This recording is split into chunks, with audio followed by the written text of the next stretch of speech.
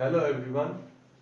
आज हम class 11th के अंदर परमाणु संरचना वाला जो टॉपिक है उसके अंदर एक नया पॉइंट ले रहे हैं। वो है विद्युत चुंबकीय विकिरण की कणीय प्रकृति के बारे में। पहले हमने पढ़ा था विद्युत चुंबकीय विकिरण क्या होते हैं, किसे कहते हैं। उसके बाद हमने पढ़ा उसके अंदर जो कण है, मतलब हम उसके अंदर जो मुख्य परिभाषाएं ली थी हमने, तरंग दैर्ध्य, आवृत्ति और तरंग संख्या के बारे में। उससे संबंधित सवाल भी दिया था एक आपको, ठीक है। अब देखिए, अब इसके अंदर एक पॉइंट आता है, वो है कृष्णिका। कि भाई कृष्णिका किसे कहते हैं। कृष्णिका से पहले मैं आपको बता देता हूं, जैसे कोई भी पदार्थ होता है, जब हम उस पदार्थ को गर्म करते हैं उच्च ताप के ऊपर, तो गर्म करने पर पदार्थ में से क्या होते हैं, विकिरण निकलते दिखाई देते। सॉरी, दिखाई नहीं देते, मतलब विकिरण निकलते रहते हैं, ठीक है।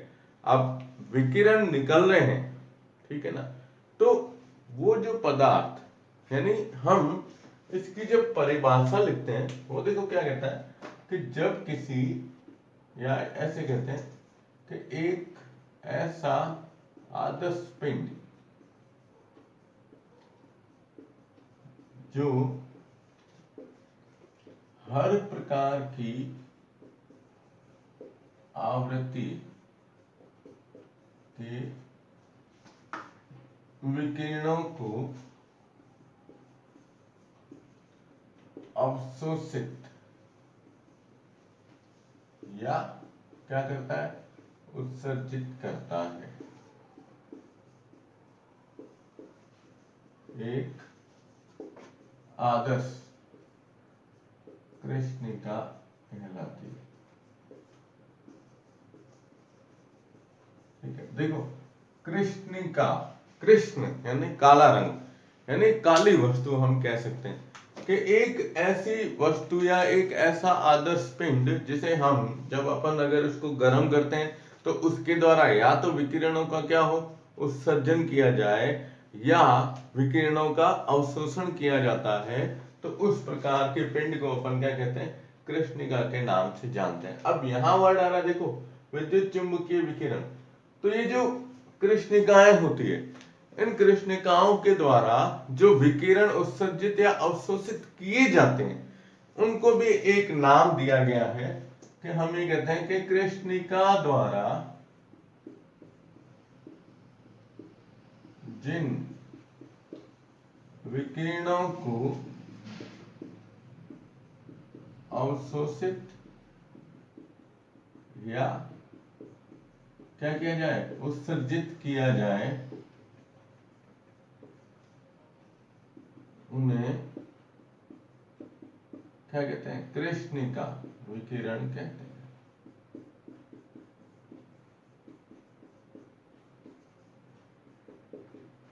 क्या नाम दिया है, कृष्णिका विकिरण, क्योंकि यहाँ विद्युत चुंबकीय विकिरण क्या होते हैं वो आपको पहले वीडियो के अंदर बताया गया है, ठीक है।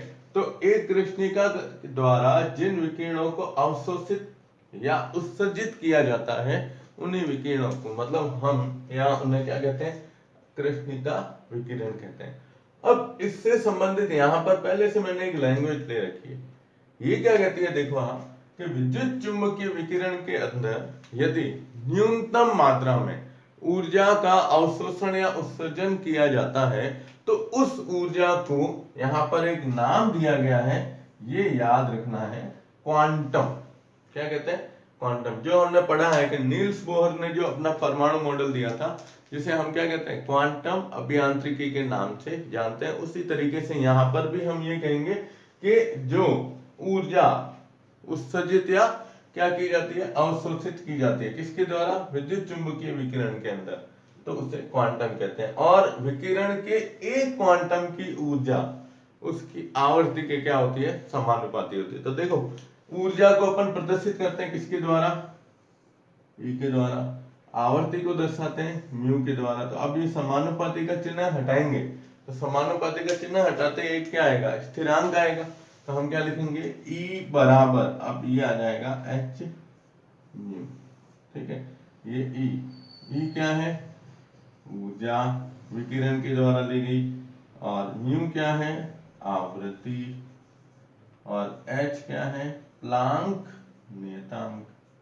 और आपको पता है प्लांक नियतांक का मान 6.62 इंटू 10⁻34 जूल सेकंड के रूप में इसे दर्शाया जाता है। तो ये है ना जनरली आपको परिभाषा ध्यान रखनी है कि एक विद्युत चुंबकीय विकिरण में न्यूनतम मात्रा में जो ऊर्जा होती है, जिस ऊर्जा को उत्सर्जित या अवशोषित किया जाता है, उसे क्वांटम के रूप में प्रदर्शित करते हैं। क्या कहते हैं उसे? क्वांटम कहते हैं। ठीक है, तो पहले हम क्या कहते हैं, अब इसको कैसे नोट करना है?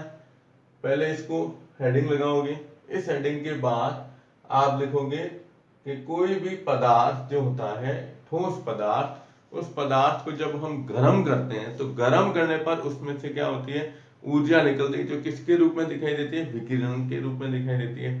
फिर हम हेडिंग लगाएंगे कृष्णिका, कृष्णिका की परिभाषा लिखोगे। ठीक है, उसके बाद नेक्स्ट लाइन में बताओगे कृष्णिका द्वारा जिन विकिरणों को, या आप ये हेडिंग लगा सकते हो कृष्णिका, फिर लिख सकते हो कृष्णिका विकिरण, ये यहां पर कृष्णिका विकिरण। ठीक है, ये परिभाषा इधर आ जाएगी और फिर इसको एक अलग पॉइंट के अंदर बता दीजिएगा नीचे, ये मान लिख देना आगे। ठीक है, अब आगे अपन क्या करते हैं इसमें कि देखो, ये जो विकिरण की बात हुई और कहा कि एक ठोस पदार्थ जो होता है उससे जब अपन गर्म करते हैं तो उसमें कहते हैं हम अलग अलग प्रकार के क्या होते हैं, ये विकिरण निकलते हुए दिखाई देते हैं। ठीक है, अब ये कैसे होती है प्रक्रिया, चलो देखो आप। तो पहले आप इसका स्क्रीनशॉट ले लो। ओके, अब देखिए क्या है आगे।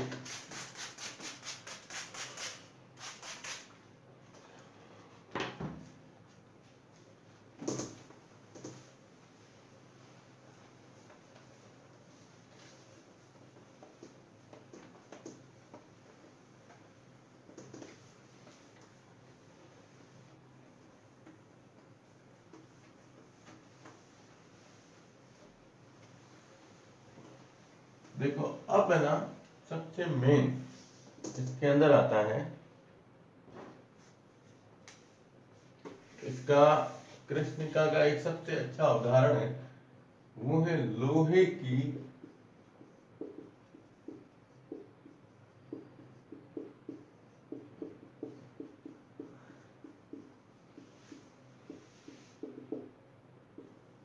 गर्म करना।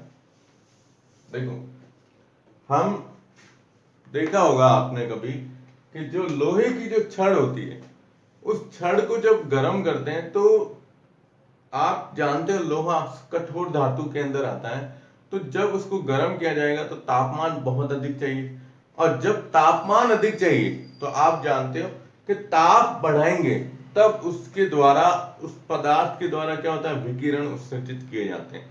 तो ये प्रक्रिया कुछ इस तरह से है। देखो अपन इसको है ना शॉर्ट आउटलाइन में लेते हैं कि जैसे हमने छड़ ली, ये लोहे की छड़, ठीक है, ये आपने एक ले ली लोहे की छड़। अब आप इसको क्या करो, गरम करो। क्या करते हैं, गरम करने पर जब हम इस छड़ को लगातार गरम करते जाएंगे तो गरम करने पर क्या होता है ना कि ये छड़ कुछ समय बाद, कुछ समय मतलब बहुत ज्यादा टाइम लगता है, ये हल्के लाल रंग की दिखाई देना शुरू होती है। कैसे? हल्के लाल रंग की, धीरे धीरे परिवर्तित होगी। ठीक है, अब हम क्या करते हैं कि जो पहले का तापमान है उस ताप को थोड़ा सा और बढ़ाते हैं और इसको थोड़ा और क्या करेंगे, गर्म करेंगे, यानी पहले से अधिक ताप पर। ठीक है, जब हम इसे पहले से अधिक ताप पर गर्म करते हैं तो जो ये हल्का लाल रंग है ना, ये डार्क रेड कलर के अंदर दिखाई देगी। छड़ जो होती है वो कैसे दिखाई देगी, गहरे लाल रंग की।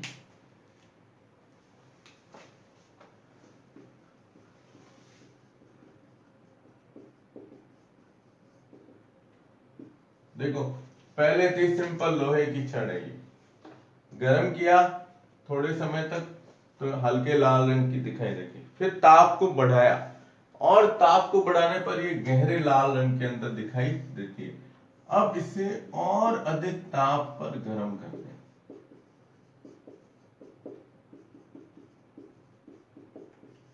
गर्म करने का सिंबल है। जब आप इसे और अधिक ताप पर गर्म करोगे ना, तो ये जो गहरा लाल रंग है ये वापस हमें कैसे सफेद रंग के रूप में दिखाई देगा। तो सफेद रंग की छड़ दिखाई देती है। देखो कितने कलर चेंज हुए, 1 2 3। अब कहते हैं कि सफेद रंग तो आ गया लेकिन कुछ ज्यादा अच्छा परिणाम नहीं दिखता है ना। तब क्या करते हैं कि इसे और अधिक ताप पर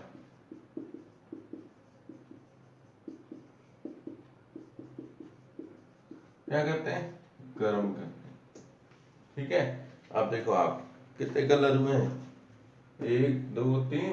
और जो इसका चौथा कलर आता है वो इसका सबसे लास्ट रंग आएगा। उस समय तापमान बहुत ज्यादा क्या होता है, हाई होता है। तो उस समय ये हमें कैसे दिखाई देगी, इस रंग में दिखाई देना शुरू होती है। इसमें नीले रंग में ये छड़ है, कौन सी, लोहे की। तो देखो पहले सामान्य छड़, फिर हल्के लाल रंग की, यानी ताप देते ही हल्का लाल रंग हमें दिखाई देता है। फिर जैसे जैसे तापमान बढ़ाते हैं तो इसके रंग धीरे धीरे परिवर्तित होते हैं और उच्च ताप के ऊपर ये छड़ कौन से रंग में दिखाई देती है, नीले रंग के अंदर दिखाई देती है। तो ये क्यों होता है ऐसा, ये अलग अलग रंग में दिखाई देने का कारण क्या है कि वह छड़ जो है वो भिन्न भिन्न ताप के ऊपर भिन्न भिन्न क्या करती है, तरंग देते रहे और आवर्ती के विकिरणों का क्या करती है, उत्सर्जन करती है। ठीक है, तो यहां पर हमें सबसे पहले क्या दिखाई दिया, लाल रंग। इसका मतलब इसकी आवर्ती क्या होगी, सबसे कम। तो हम इसमें एक लाइन लिखेंगे कि लाल रंग की आवृत्ति क्या है, सबसे कम होने के कारण यह पहले दिखाई देता है और नीला रंग सबसे लास्ट में दिखाई दे रहा है। इसका मतलब नीले रंग की आवृत्ति सबसे क्या है, अधिक होने के कारण यह अंत में दिखाई देता है। ये आपको इसमें ध्यान में रखना है। तो ये पूरा जो अपन ये पॉइंट ले रहे हैं इसको आप है ना लैंग्वेज तो पूरी लिख सकते हो, लेकिन इस लैंग्वेज को शॉर्ट तरीके से यूं बता दो अलग अलग रंग के रूप में, और फिर ये दोनों लाइनें इसमें प्रदर्शित कर सकते हो। ठीक है, तो पहले इसका स्क्रीनशॉट ले लो। ओके, तो आज अपना ये एक छोटा सा पॉइंट यहाँ पर पूरा होता है कि विद्युत चुंबकीय विकिरण है उनकी कणीय प्रकृति को किस प्रकार से प्रदर्शित करते हैं। नेक्स्ट वीडियो के अंदर नया पॉइंट लेंगे।